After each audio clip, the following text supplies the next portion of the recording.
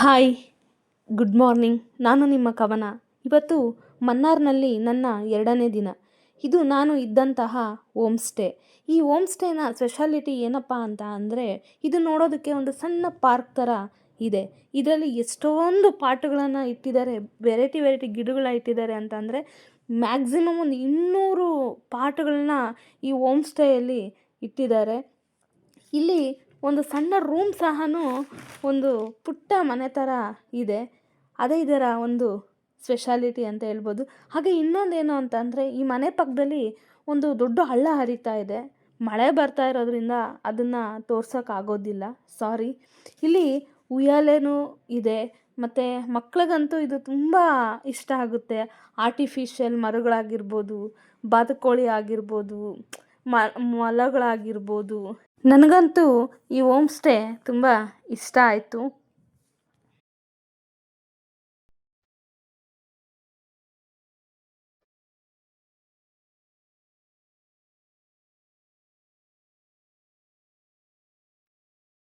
ಹಾಗೆ ನಾನು ಈ ದಿನ ರೆಡಿಯಾಗಿ ಕೇರಳದ ಸ್ಪೆಷಲ್ ಬ್ರೇಕ್ಫಾಸ್ಟ್ ತಿನ್ನೋಕ್ಕೆ ಹೋಟೆಲ್ಗೆ ಹೋದೆ.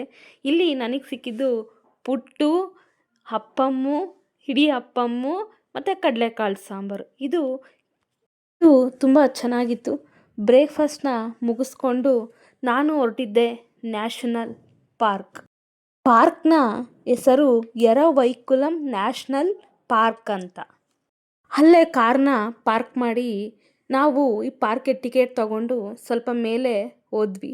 ಅಲ್ಲಿ ನಮ್ಮನ್ನು ಕರ್ಕೊಂಡೋಗೋದಕ್ಕೆ ಬಸ್ಸುಗಳು ರೆಡಿಯಾಗಿದ್ವು. ನಾವು ತಗೊಂಡಂಥ ಟಿಕೆಟ್ನ ಅಲ್ಲಿ ತೋರಿಸಿದ್ರೆ ನಮ್ಮನ್ನು ಬಸ್ಸಲ್ಲಿ ಬಿಡ್ತಾರೆ.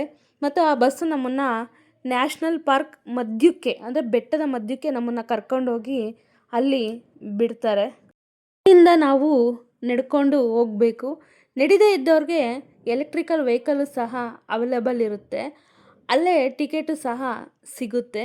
ಬಟ್ ಇದು ನಡ್ಕೊಂಡು ಹೋಗೋದ್ರಿಂದ ನಮ್ಗೆ ಎಷ್ಟೋ ಅನುಭವಗಳು ಎದುರಾಗ್ತವೆ ಅಂತ ಅಂದರೆ, ಇದು ನಮ್ಮ ಸ್ವರ್ಗ. ಯಾಕಂದರೆ ಇಲ್ಲಿ ಕಣ್ಣಾಯಿಸಿದಷ್ಟು ದೂರ ಸಿಗುವ ಟೀ ಎಸ್ಟೇಟ್ಗಳು, ದೊಡ್ಡ ದೊಡ್ಡ ಪರ್ವತದಂತಿರುವ ಬೆಟ್ಟಗಳು, ಕಾಡು, ಅಲ್ಲಲ್ಲಿ ಹರಿಯುವ ನೀರು, ಎಷ್ಟು ನೋಡಿದರೂ ಸಾಲದಿರುವಂತಹ ಸಸ್ಯ ರಾಶಿ, ಮತ್ತು ಈ ನಿಜವಾಗ್ಲೂ ಇಲ್ಲಿ ದೇವರು ಇದ್ದಾನೆ ಅಂತಲೇ ಅನಿಸುತ್ತೆ. ಅಷ್ಟೊಂದು ಚೆನ್ನಾಗಿದೆ ಈ ಪಾರ್ಕ್. ಇಲ್ಲಿ ಇನ್ನೊಂದು ವಿಶೇಷತೆ ಏನಪ್ಪ ಅಂದರೆ, ನಾವು ಇಲ್ಲಿ ನೀಲಗಿರಿ ತಾರಕ್ ಎಂಬ ಜಿಂಕೆನ ನಾವಿಲ್ಲಿ ನೋಡಬಹುದು. ಹೀಗೆ ಸಾಗಬೇಕಾದ್ರೆ ನಿಮಗೆ ಕಾಣುವಂತಹ ಒಂದು ಅದ್ಭುತವಾದ ಒಂದು ಜಲಪಾತವನ್ನು ಸಹ ನೀವಿಲ್ಲಿ ನೋಡ್ಬೋದು. ಹಾಗೆ ಅಲ್ಲಲ್ಲಿ ಸಣ್ಣ ಸಣ್ಣ ಜಲಪಾತಗಳು ಸಹ ಈ ಪಾರ್ಕ್ ಮಧ್ಯ ಮಧ್ಯದಲ್ಲಿ ಕಾಣಿಸ್ತಾ ಇರ್ತವೆ. ಮೇಲಕ್ಕೆ ಹೋದಂತೆ ನಮಗೆ ಕುಡಿಯೋದಕ್ಕೆ ನೀರಿನ ವ್ಯವಸ್ಥೆನೂ ಸಹ ಮಾಡಿದ್ದಾರೆ. ಅಲ್ಲಲ್ಲಿ ಕೂತು ವಿಶ್ರಾಂತಿನ ತಗೊಳ್ಳೋದಕ್ಕೂ ಸಹ ನಮಗೆ ಮರದಿಂದ ಮಾಡಿರುವಂತಹ ಬೆಂಚ್ಗಳು ಸಹ ಇಲ್ಲಿ ಇಟ್ಟಿದ್ದಾರೆ. ಮತ್ತು ಹಳ್ಳಗಳನ್ನ ದಾಟೋದಕ್ಕೆ ಬ್ರಿಡ್ಜ್ನ ಸಹ ಇಲ್ಲಿ ಮಾಡಿದ್ದಾರೆ.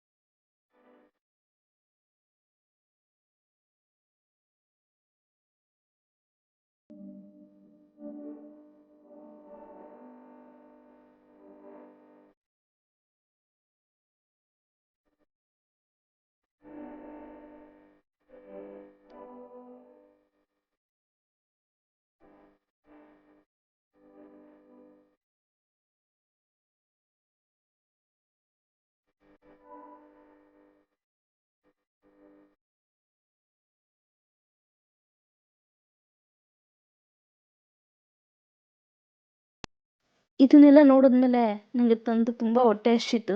ನಾನು ಹೋಟೆಲ್ಗೆ ಹೋಗಿ ಮುನ್ನಾರ್ನ ಸ್ಪೆಷಲ್ ಆದಂತಹ ಮೀನು ಸಾರು, ಅನ್ನ, Kerala parotta, chicken tikka, chicken gravy ಇದೆಲ್ಲವನ್ನು ಸ್ವಲ್ಪ ಸ್ವಲ್ಪ ತಿಂದು ಊಟನ ಮುಗಿಸ್ಕೊಂಡು ನಾನು ನೆಕ್ಸ್ಟು ನನ್ನ ಜರ್ನಿಯನ್ನು ಸ್ಟಾರ್ಟ್ ಮಾಡಿದೆ.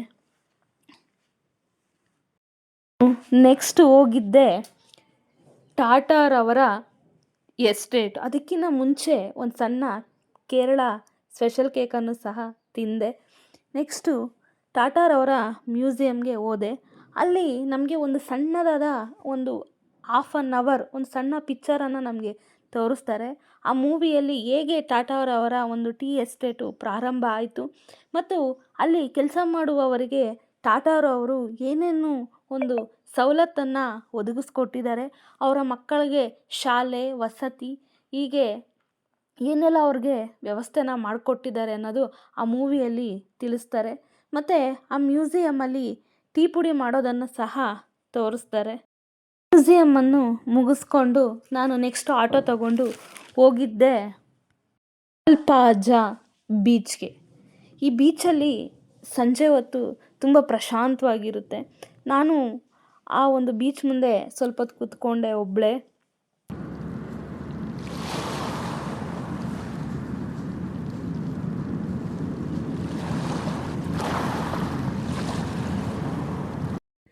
ಈ ಬೀಚನ್ನ ಮುಗಿಸ್ಕೊಂಡು ಸ್ವಲ್ಪ ಫೋಟೋನ ತೆಗೆಸ್ಕೊಂಡು ನಾನು ಹೊರಟಿದ್ದೆ ಕೇರಳ ಹ್ಯಾಂಡ್ಮೇಡ್ ಸ್ಯಾರಿಗೆ.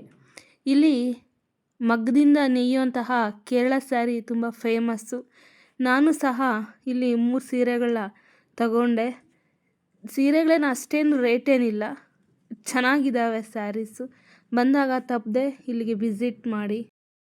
ಡೇಟು ಇವತ್ತಿಗೆ ಕಂಪ್ಲೀಟ್ ಆಯಿತು. ವಿಡಿಯೋ ಇಷ್ಟ ಆದರೆ ಸಬ್ಸ್ಕ್ರೈಬ್ ಮಾಡಿ.